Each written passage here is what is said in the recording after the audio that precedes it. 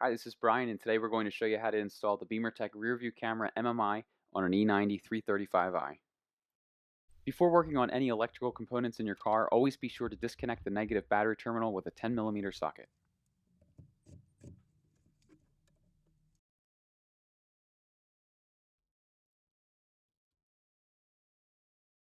We're going to start at the trunk and work our way inside the car. The first step is to remove the emergency release trunk handle by pressing on the tab and releasing the wire. The E90, there are 8 plastic fasteners and 2 T25 screws. Go ahead and remove them as shown.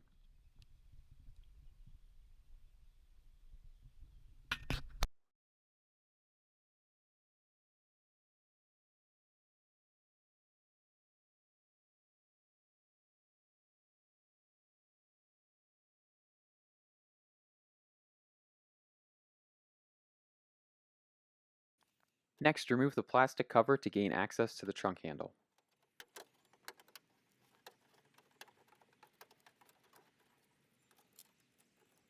The factory trunk handle has tabs on the top and bottom that secure it in place. Gently press the tabs in and work the handle out, being careful not to break any of the clips.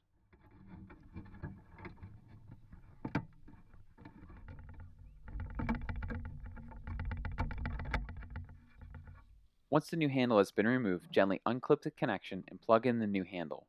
Then route the additional wire inside the hole before gently pressing the new handle into place. When installing the new handle, it's easiest to install the bottom clips first, then press in the top clips.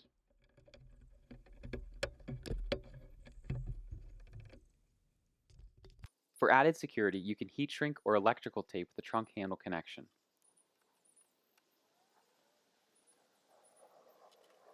Route the camera wire down the existing wiring harness, securing it with zip ties or electrical tape. In the E90, you'll find a rubber hose that houses the wiring harness. Gently loosen the top and the bottom of this. We're going to route our camera wire through this for a clean install. Now we're going to fish the wire through the trunk using a sturdy wire. Once you've routed your fishing wire to the top opening, electrical tape your camera wire and gently guide it down.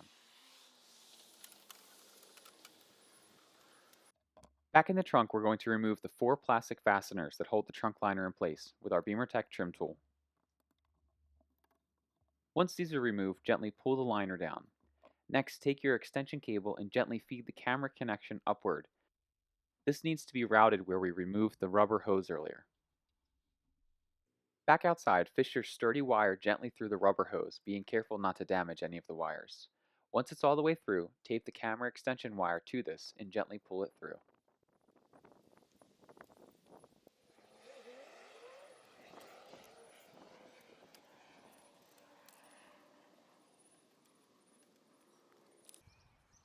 Connect the camera plug to the extension wire and heat shrink it or wrap it with electrical tape.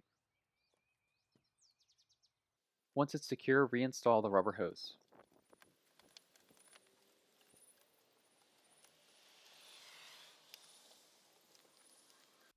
Now that the camera is installed, we're going to run the wires to the front of the car. Start by removing the rear seat's bottom by pulling up firmly in the middle of the left and the right seat. And carefully move it out of the way. This E90 has a fixed rear seat back, so I'll show you how to route the wires through. What you want to do is use a very thin hanger or a fishing wire to help guide the wire through this location. Because there is a leather seat on the other side, be sure to wrap any potentially sharp or jagged areas with electrical tape or heat shrink. If your vehicle is equipped with folding rear seats, the side backrest can easily be removed to route wires. For more details, be sure to check out our F30 installation video. Back in the rear seat, we can now see the wires. Gently pull them all the way through. Now we need to remove the lower plastic trim. Gently remove the plastic fastener, then gently pry up using your hand or a trim tool to release the additional clips.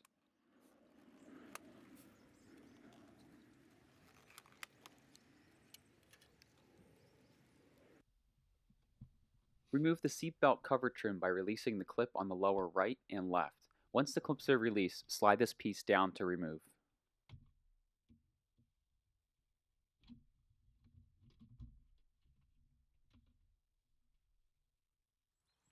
Remove the passenger front floor trim by gently prying up with your BimmerTech trim tool. Then remove the last piece of trim located in the passenger footwell. Now that all the trim is removed, route the wire under the carpet.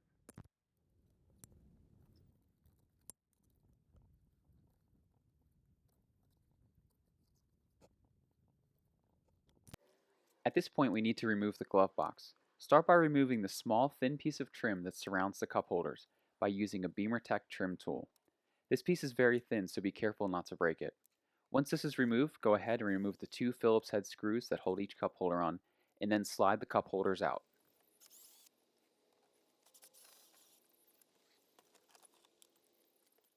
Next, remove the 6 T20 screws that secure the glove box in place.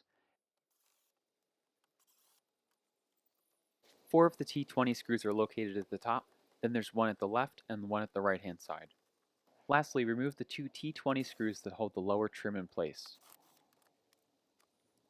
Gently slide the glove box out and rest it on its side. Now it's time to remove the main dash trim. To do this, gently insert your BimmerTech trim tool behind the trim and work your way across the top and bottom to release the clips.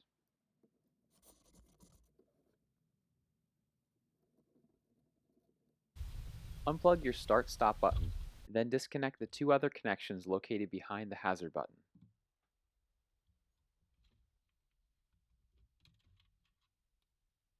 Once the trim has been removed, remove the two T20 screws that secure the iDrive in place and gently rotate it towards you to remove.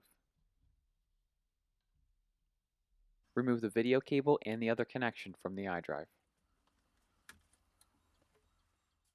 At this point, we need to run the new video cable, retrieve the existing video cable, and run the new power cable up behind the iDrive screen. We're going to do this by fishing a wire from under the glove box to behind the iDrive screen. Once the wire is behind the screen, we're going to electrical tape the cables to the wires to assist in this process. The video cable has two connections, so be sure that you have it inserted correctly by doing a test fit. Now that the new power cable is run, connect the Y connection first to the existing power cable. Then connect it to the new power cable. Finally, clip the other end into the iDrive screen and install the new video cable. Rotate the iDrive back into place and reinstall the screws.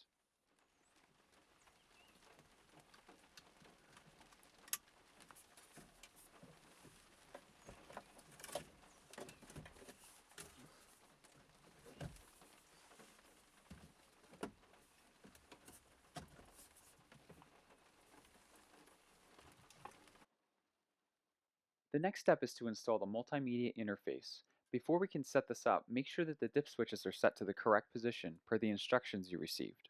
Now that the multimedia interface is set up, go ahead and plug the RCA harness into the AV in and out.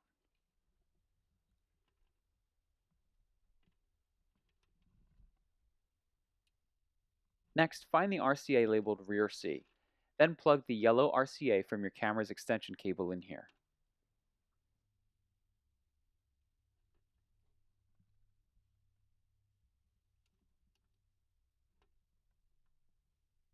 Then plug the white connector from the rear view camera extension cable into the slot labeled rear.